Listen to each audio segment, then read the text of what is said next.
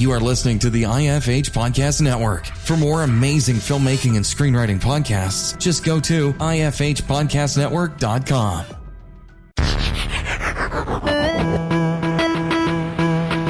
You're listening to the Dave Bullis Podcast.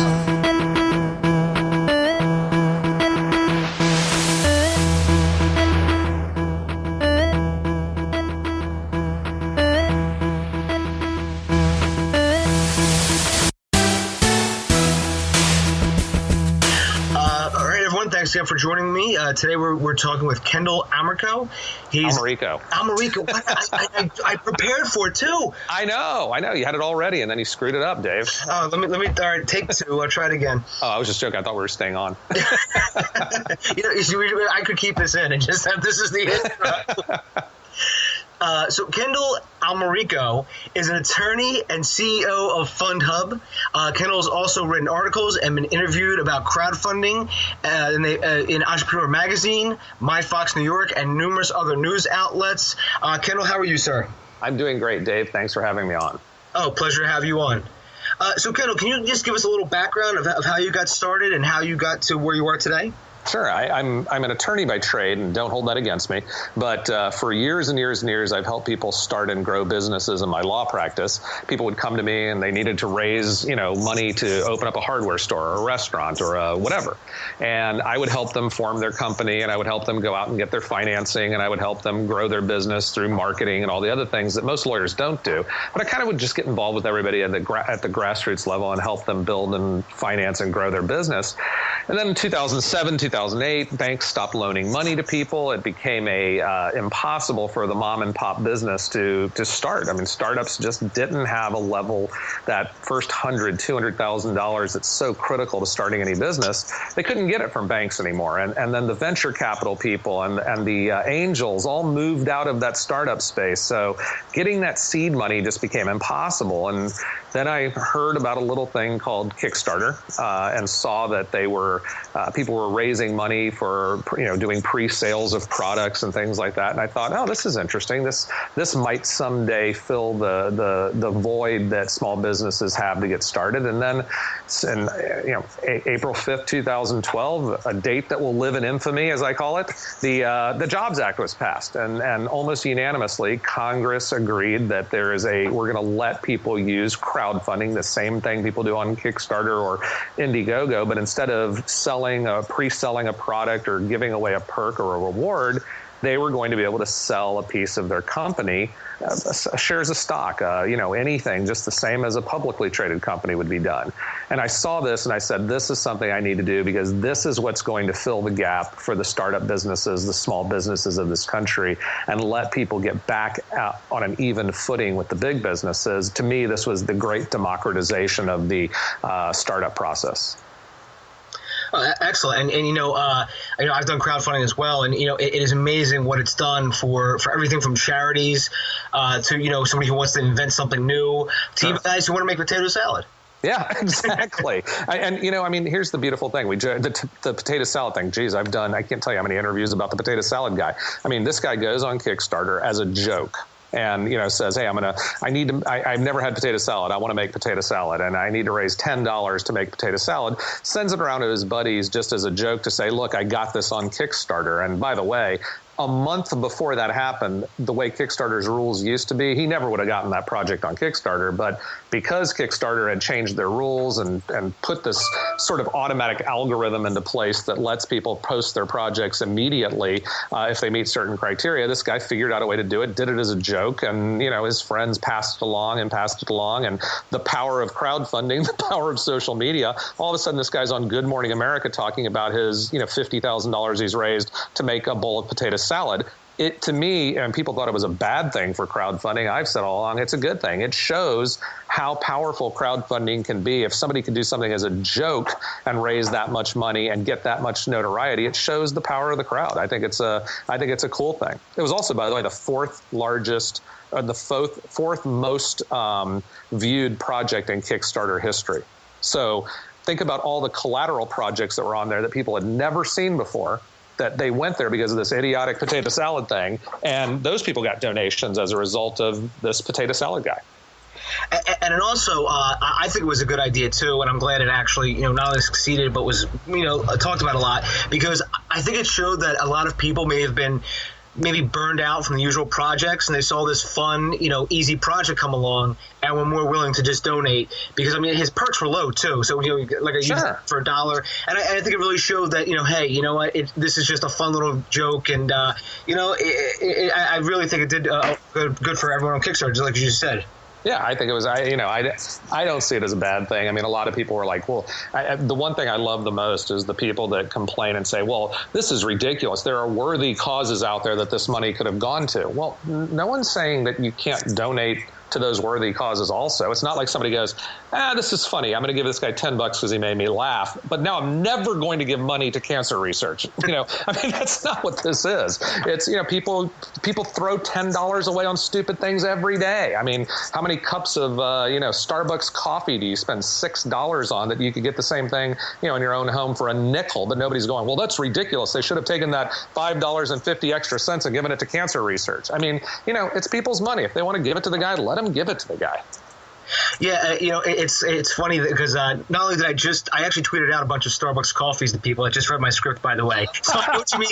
I know what you mean about the Starbucks coffee, because you can do tweet a coffee now, and that's what I did as thank you gifts to people. But when I saw that, especially like when Zach Braff had his Kickstarter, and people were saying he's stealing money from independent artists, and I say to those people, can you prove that though? Can you actually say that if person A was person A like stuck between, well, I could donate to my friend or Zach Braff. Sorry, guys. Right. Or and his was the classic example of people that got really upset about it. And Kickstarter actually came out and released some statistics, and I don't have them at my fingertips, but they released some statistics about the number of additional people that came to their site and how much overall donations went up on their site when his project was on the site because of a whole new audience that he brought to Kickstarter. So to sit there and criticize someone, there's plenty of people that have a lot of money that go on, and raise money from various ways to do things.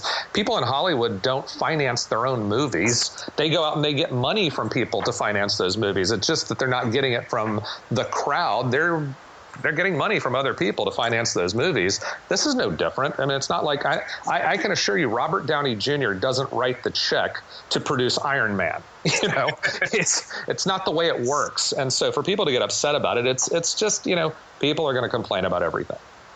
Yeah, and speaking of how to actually make the movies and checks, you're very, very adamant about the equity crowdfunding, which is you can actually buy shares.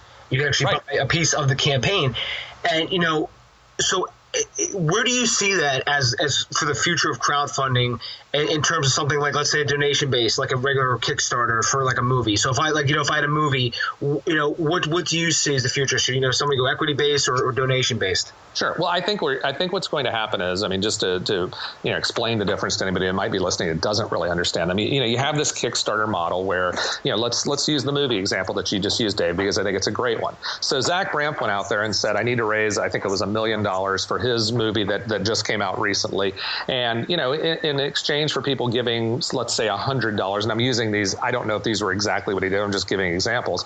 If somebody gave $100, maybe their name ended up in the credits of the movie, or maybe if they gave $10,000, they walked in the background of a scene of the movie, or for $25,000 they got an executive producer credit on the movie, and maybe for $20 they got a T-shirt from the movie. So there was always something, that a reward that was given to the person who donated. That's called rewards-based crowdfunding, and that's what Kickstarter and Indiegogo do. They're not giving away. Zach Braff didn't have to turn around and say, okay, the movie made $20 million, so now I'm going to give you a piece of those profits. All right. Equity crowdfunding, which is coming, it's not here yet for the general public, but it's coming very, very soon. It's in the law. It's been passed.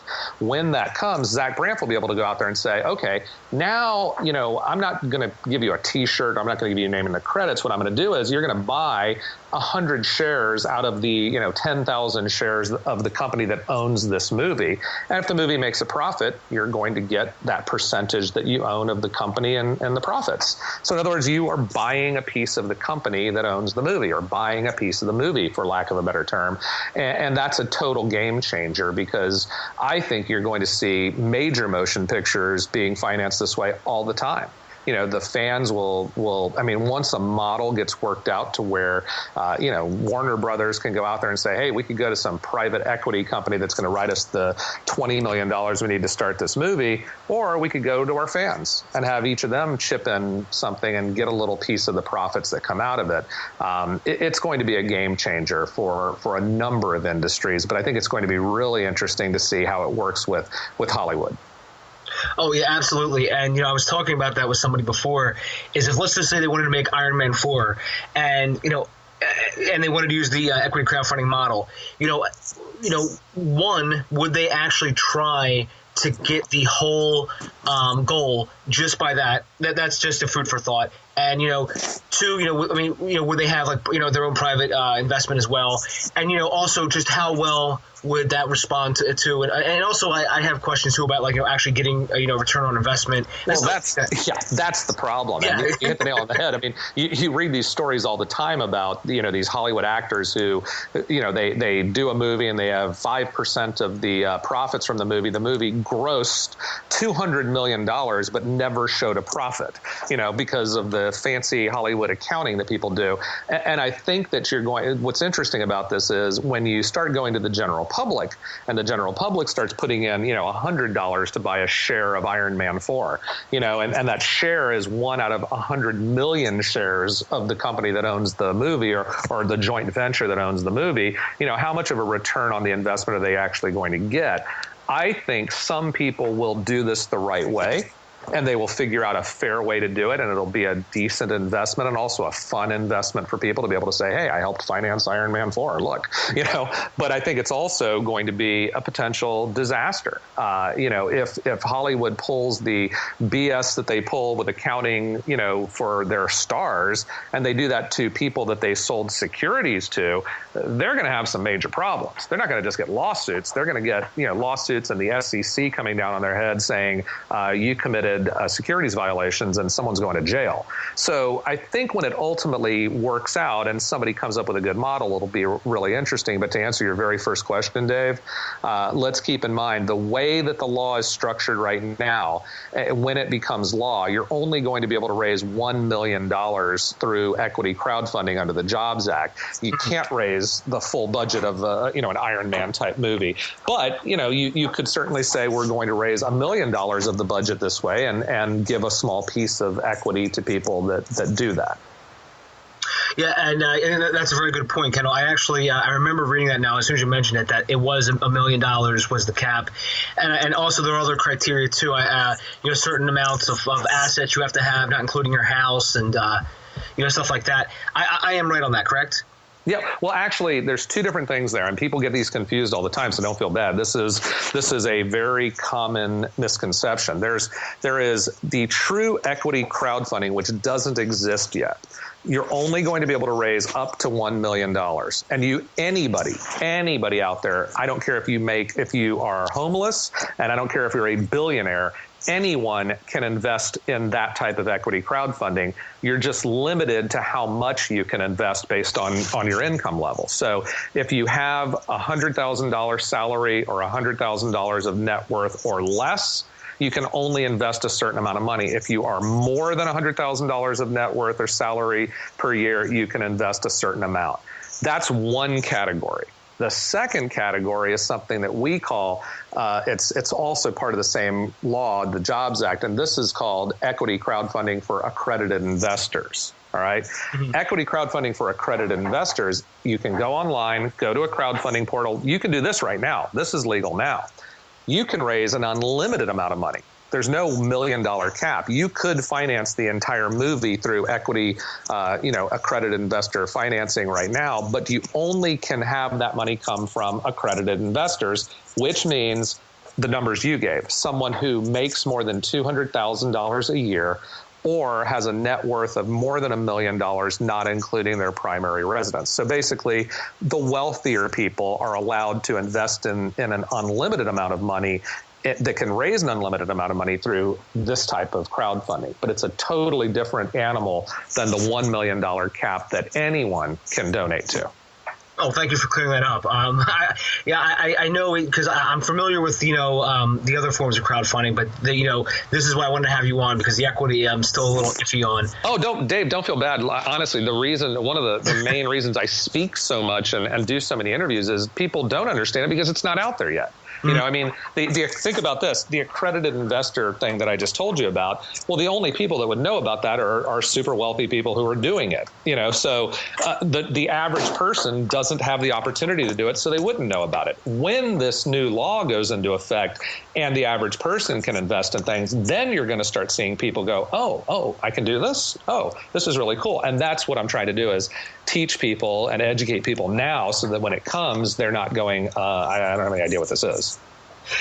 And it is good to have people like you, Kendall, who actually go around and actually talk about this, because it is great, and there's a lot of confusion out there. And Kendall, I remember reading about, I guess maybe a year ago, that they actually said Kickstarter said they weren't going to do an equity-based crowdfunding plan, and Indiegogo said they were going to. Right. Do you see that shifting the balance between the two right now? Because Kickstarter is obviously more popular, but do you see that as a game changer for Indiegogo, since they will offer all three, and Kickstarter will only offer the rewards based? I think it's an interesting strategic move by Indiegogo to do that. First of all, talking about the two platforms is really interesting. I mean, people tend to think that Kickstarter is the holy grail of crowdfunding, and Kickstarter, up until they changed their rules that allowed the potato salad guy to get on there, everything was vetted. Everything, you had to go through a certain system. Only certain people could get on the platform, and they had a success rate of 45% of the people that went on their platform were successful raising their goal. That blows away every other crowdfunding platform. So Kickstarter was sort of the gold standard. I always refer to Kickstarter, when I used to do the comparison between them and Indiegogo, I'd say Kickstarter is like that fine dining restaurant that just opened, you want to get a reservation into, and Indiegogo is like McDonald's. You can go there, anybody can go and get a burger. Indiegogo lets anybody on their platform. Anyone can go on there as long as you're not doing something illegal, and crowdfund, and they don't vet the projects. Everyone basically goes on there and does what they can, and there's only a 10% or less success ratio. So before Kickstarter changed their platform, Kickstarter really had this gold standard. Now Kickstarter's opened the doors to all kinds of other things, and who knows what their numbers will ultimately be. But take all that aside. Think about this, Dave. Kickstarter, from publicly available information, has raised about $10 million in venture capital to finance their company, and they're doing well, and they're moving forward. Indiegogo's raised over $40 million in venture capital, and has some big players like Richard Branson who have invested in it. So when you look at the smart money that's going into places, Indiegogo seems to, and this came after they announced they were going to go into the equity world, Indiegogo's got something going for them that Kickstarter doesn't. And I've said this before, I like the Kickstarter model, and I think that they've done some great things, but let's remember, this is a fledgling industry. This has only been around for 3 or 4 years. And, MySpace blew the world away when it came out in the social media world, and had 30 million subscribers in no time. And they pretty much don't exist anymore. And that all went away 2 or 3 years later when something called Facebook came out. So I think what you're going to see, and I've spoken about this many, many times, is right now you have two sort of behemoths in the world of rewards-based crowdfunding, and you have a whole new industry that nobody knows what's going to happen with it. And there could be a startup that starts up called whoknowswhat.com that becomes the flagship equity crowdfunding portal, and just completely blows both of those companies out of the water, and they don't even exist in 2 years. So that's a possibility. It's a very realistic possibility, because whoever owns that equity crowdfunding world could very easily also own the rewards-based world. You know what I mean? It would be really easy to move from the equity world into the rewards world, it's a little different moving from the rewards world into the equity world, because you're talking about selling securities and having bankers and broker dealers behind you and a lot of things that most people don't understand. Yeah, that's a very good point. And, like the MySpace analogy, it is true that, just because, you rule the world one day, you might not rule it the next. Not online. I tell you what, online, people used to ask me when I'd help people start businesses, I would ask this question myself, what's your 5-year plan? With the internet, there are no 5-year plans. It doesn't exist anymore. Where are you going to be in 5 years? Where do you see yourself in 10 years?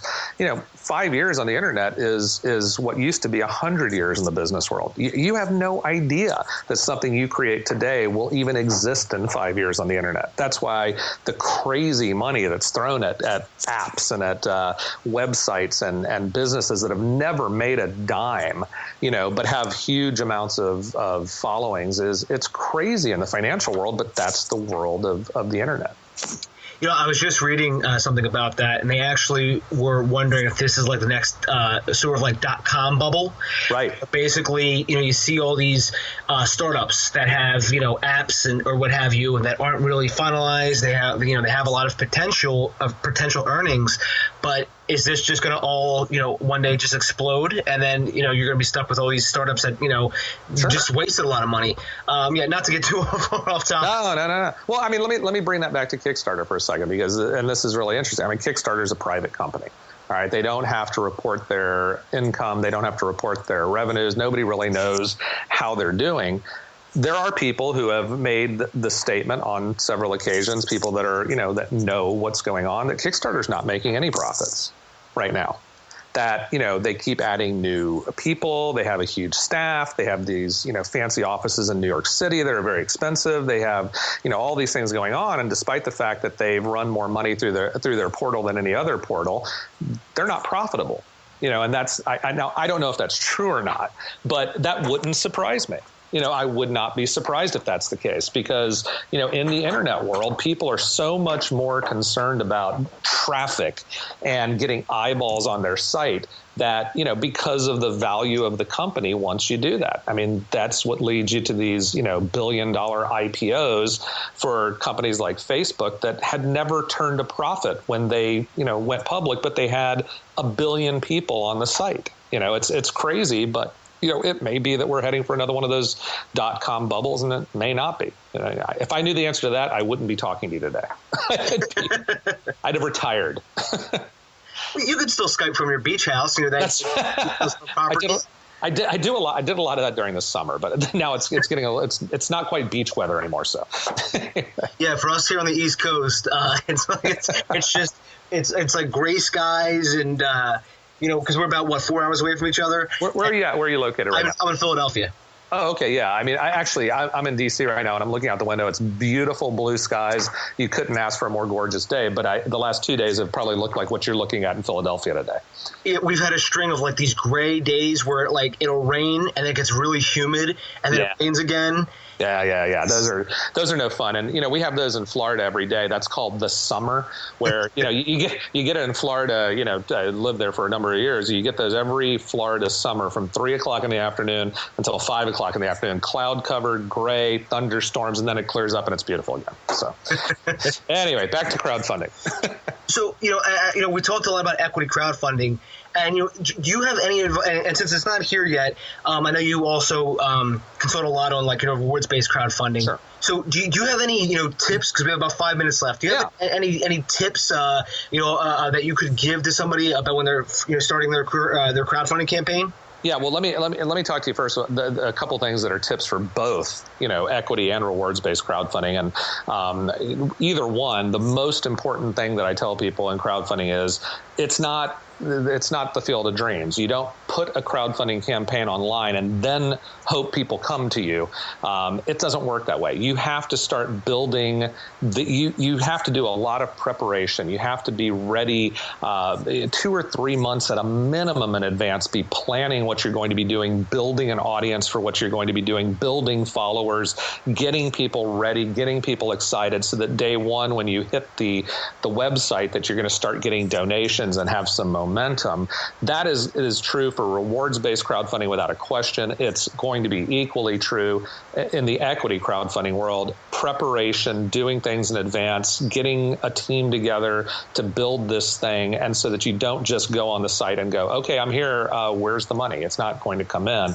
That's number one without any question. And in the upcoming equity crowdfunding world, if there's one thing that I can tell people that is imperative that everyone, absolutely needs to know, it's you need to get your legal ducks in a row now. You're not allowed to, this isn't going to be Kickstarter. You're not going, and even Indiegogo, when they do it, you're not going to just be able to go on the website as an individual and go, I need to raise $100,000 to start a business and sell stock in that business. You have to have a business. You have to have a company set up. You're going to have structure so that you can sell those securities.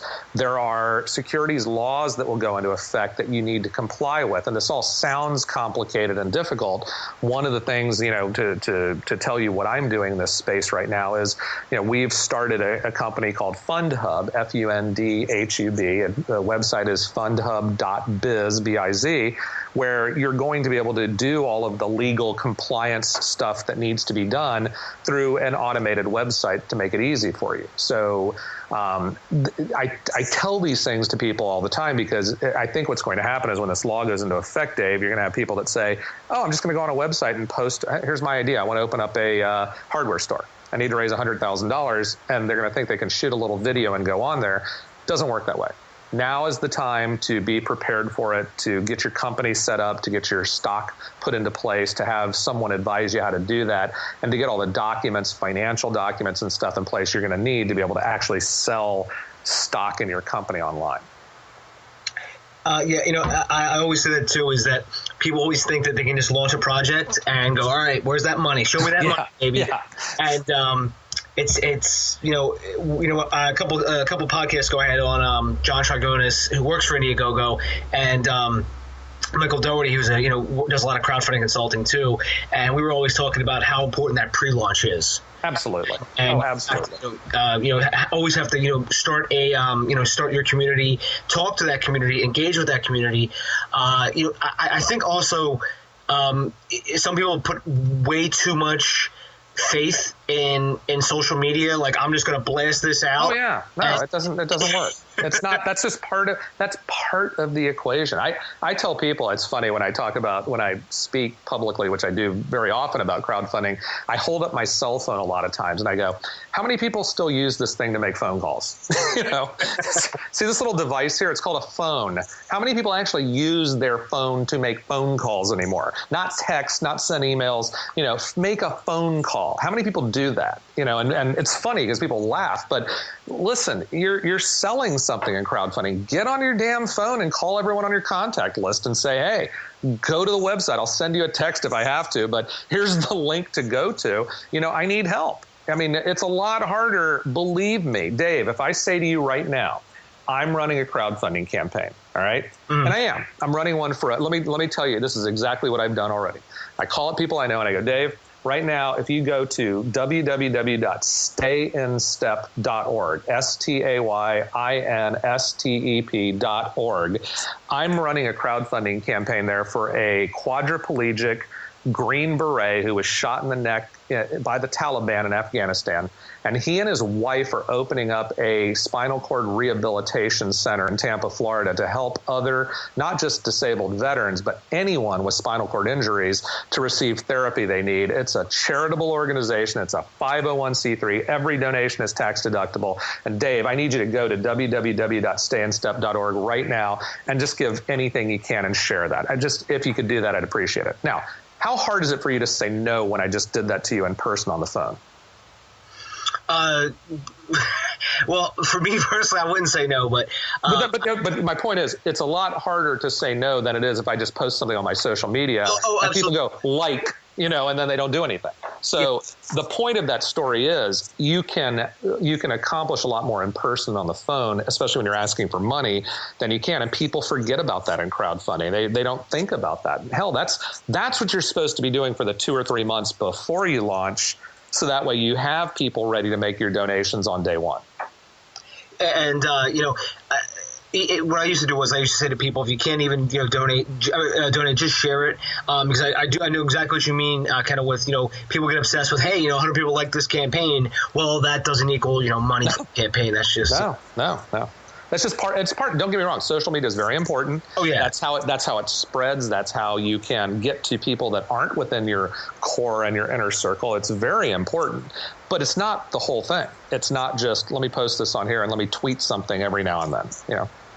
Yeah, and it's also part of your CEO and I'm sorry, SEO. What did I say? CEO, yes. SEO and everything else. But yeah, I do agree. But social media definitely is important. Just don't put all your eggs in one basket, as I usually tell people. Because usually, if I have friends who've come to me with consulting, problems, like they're halfway through and they're like, Dave, we're not even close, and I'm like, all right, let's look at your project. And usually, most of the time, I'm like, just relaunch it because so many problems. You can only do so much. Because they all hope for that investment angel that comes along and goes, hey, here's 10,000. But Kendall, I know you have to run. So in closing, is there anything you'd like to say? And also, where can people find you at? Sure. No, and I just in closing, I would just say thank you and stay tuned. If people want to, follow me, I'm on Twitter at Kendall Almerico. It's KendallAlmerico. I'm very active on Twitter. You can find me on Facebook also. And same thing, Kendall Almerico. Just look me up. And probably the easiest thing, people need to reach me is at Kendall at fundhub.biz. FUNDHUB.biz. I respond to every email I get. And I try to, talk to people and do whatever I can to help in this crowdfunding world. And also, you're probably one of the funniest people I know on Facebook. I try to. It's funny. I mean, and that's one of my branding tools. And I do this as I don't really use Facebook for business. And that's one of my little tricks. I use it to promote crowdfunding campaigns occasionally, but I really do Facebook just as an outlet for my personality. That way. And it's more of a top of mind awareness thing for me because, everything else I do is business, but that's sort of my fun place. And why I do that, Dave? It's really simple. People don't like that people that do business on Facebook. Facebook's a social network. They want to laugh. They want to see a picture. They want to do things. Twitter, you can do business on. LinkedIn, you can do business on. People expect it there. But on Facebook, I think people get annoyed when people, are constantly pushing business stuff to them. So I use Facebook as just hey, let me have some fun here. Let me have, give people a laugh every day. And, people are going to remember I'm around when they need me for something. So I'm actually going to go to Facebook today. I'm going to reshare one of your status updates that was actually made me laugh out loud. And I won't tell you which one, but I'll let you say it. All right, I appreciate it. Kendall, thank you again for coming on. And if you ever want to come back anytime, just let me know. Let's just say when the equity crowdfunding rules come out, give me a call and I'll come back on and we'll talk about what they are and how it's going to actually work. And I'll give your followers a detailed explanation of all that. Oh, sounds great. Thank you. All right. Thanks, Dave. Thank you. And everyone, you can find me at DaveBullis.com and Twitter, it's at Dave_Bullis. Kendall, thank you again, sir, and have a great rest of your Friday. You too. Take care. Thank you. Take care. Bye-bye. Find Dave at DaveBullis.com. Please make sure to subscribe and share the podcast.